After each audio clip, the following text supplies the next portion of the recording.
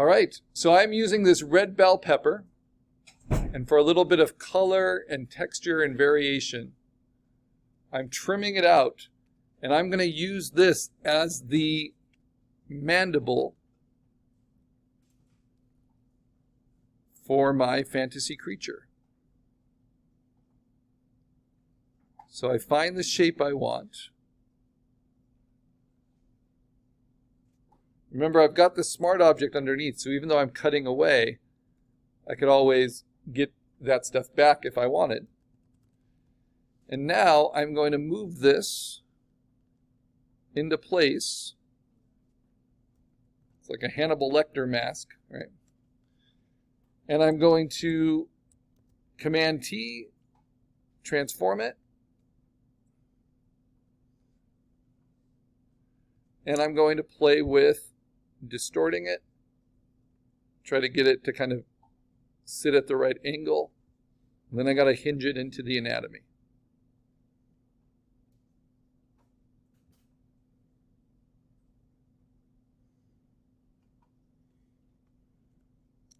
Okay, and then I might trim it a little bit.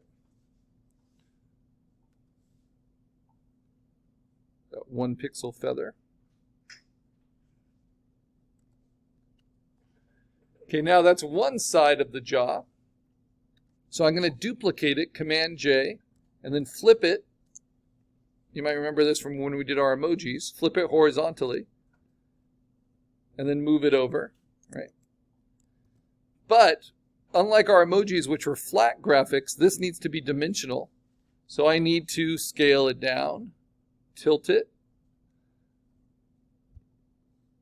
distort it a little bit, get it to kind of work with the angle.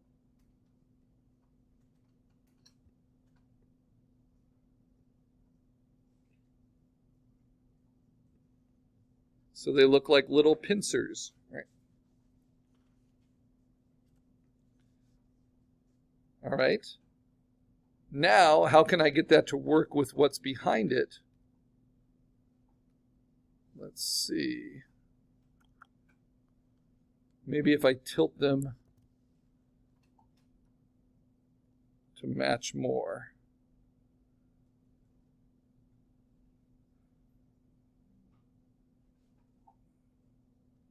Stretch them out.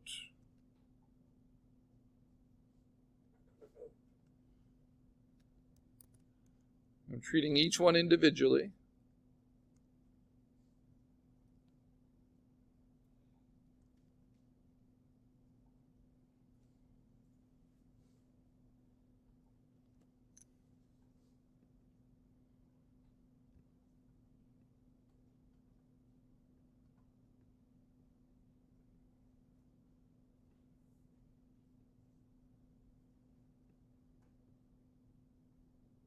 There we go.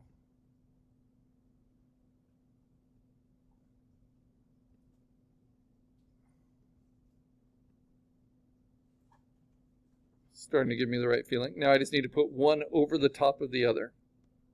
There we go. And now I'm going to play with direct adjustments on these. Now this one is on top of this one. So I'm going to start with the one that's closest to us, just like I did with the eyes. I'm going to image levels, and I'm going to either darken or brighten the midtones. I definitely want to brighten them, let it catch some light, right? Maybe limit the highlights a tiny bit. Maybe goose the shadows a tiny bit. Next, I want to go to color balance. Bring a lot more cyan into those shadow tones, you see? So it still looks like it's the red color, but now it feels lit in a similar color temperature to the legs there.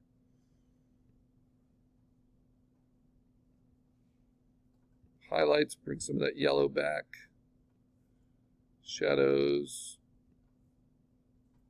even more towards the cyan.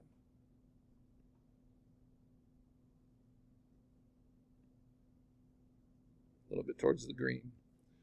All right. Now I'm going to do the jaw behind. I'm not going to play with hue saturation yet. So same thing to the mandible behind, levels first. This one I'm going to darken a bit. I'm going to limit the highlights a little bit more, so it's a little bit more in shadow. Maybe that's too much. Let's see. It's about like that, because this needs to feel like it's a little in front of this, like they're rubbing against each other. Next, color balance. This is the big one. Push the midtones a lot towards cyan. You see how much that helps.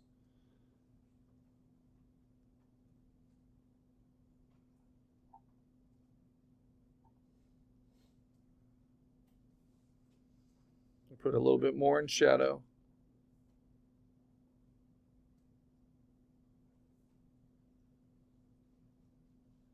Starting to look really kind of fleshy and gross.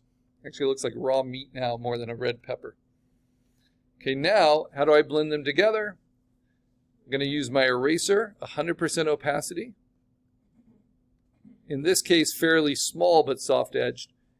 And I'm going to erase away from the one that's on top. And let the middle here blend together. Get rid of the hard edge. And then go to lower opacities to blend soft into soft.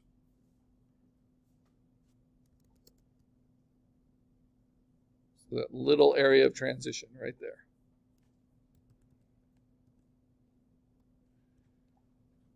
Okay, now I'm going to teach a new tool.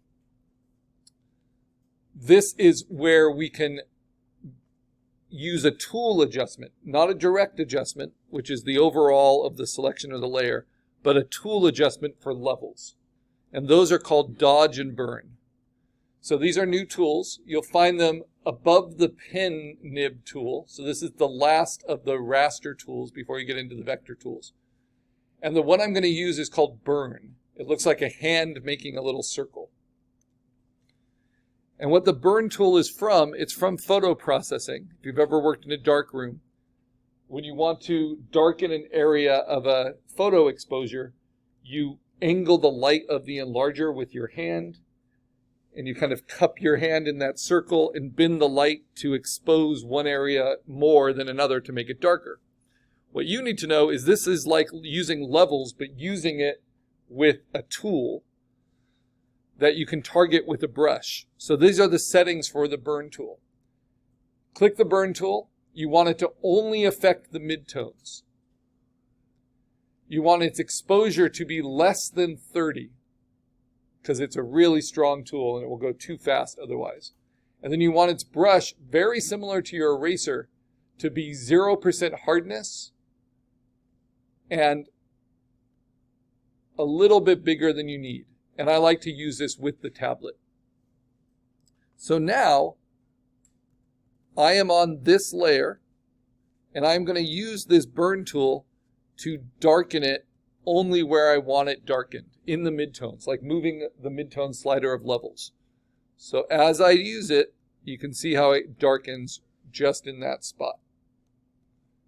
And I want the inside of it to be darkened as well, because that's in shadow. And you see it's burning down, darkening the midtones. It's actually looking like I'm taking a torch to this red meat and cooking it. And it's taking the saturation away a little bit. And I can see that there's this little green still there. I'm going to trim that out with my lasso, the 1 pixel feather.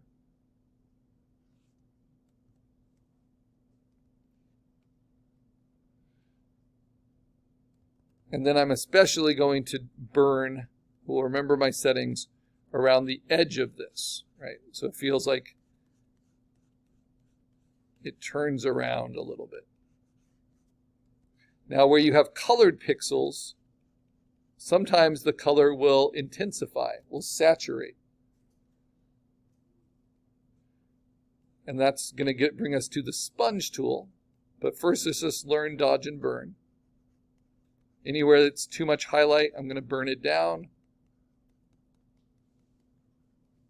Okay, so that looks pretty good. Now I'm going to do it to the mandible behind.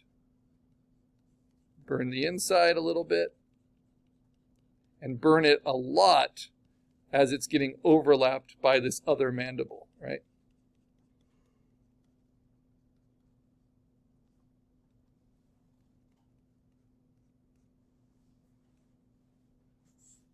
And then burn this top edge because I want to sink that into the head.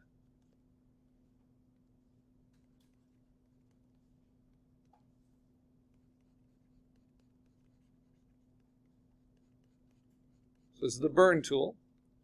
The dodge tool does the opposite. That will bring out highlights. So often I overuse this. So is there any highlight I want to bring out that I've lost? Well, now I go to what looks like a black lollipop. And this is because this is what you use in an enlarger to get rid of light from hitting someplace. I'm going to do it in the midtones. I'm going to do it less than 30%, and I'm going to do it with a 0% hardness. But now I'm going to bring the midtone brightness back on this side.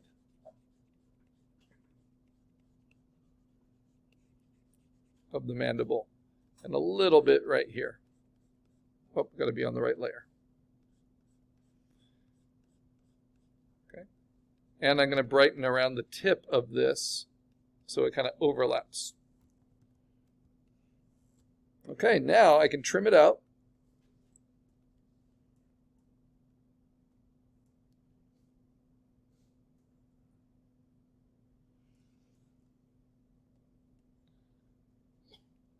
And I can trim the other one.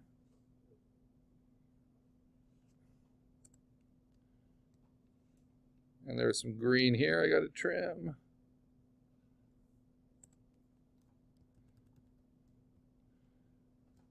All right, now I'm going to really darken, like heavily burn on this layer underneath this layer.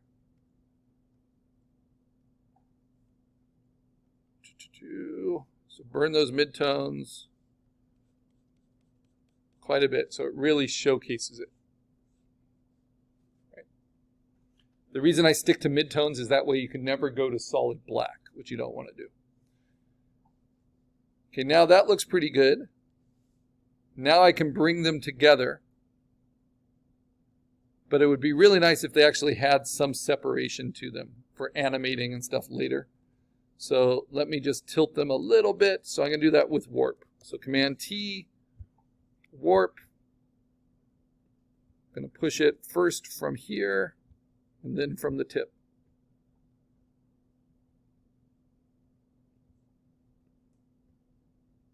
Maybe like that.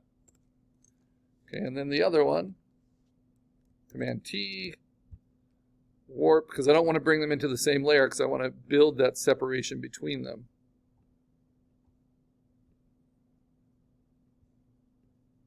There we go. A little bit of separation for my mandibles. Okay, now I can hold down Shift, select both of them, and now we're going to merge those together. So the shortcut for that is Command E, but you can also go to Layer and Merge Layers. These two selected layers will now be one layer, which allows me to just use my eraser and start blending in the top edge all in one place.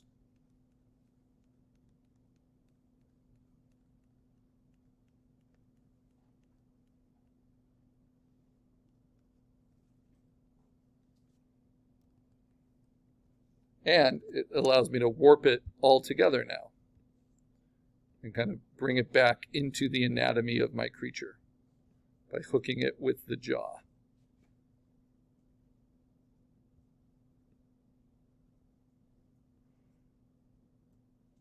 This is a very weird looking creature, and it's going to make more sense when I trim the stuff behind it out.